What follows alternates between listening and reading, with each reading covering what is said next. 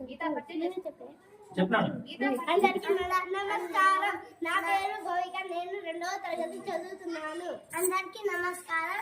నా పేరు గీతశ్రీ. నేను 2వ తరగతి చదువుతున్నాను. అందరికీ నమస్కారం. నా పేరు ఉదంతిక. నేను 2వ తరగతి చదువుతున్నాను. శ్రీకృష్ణ శతకం.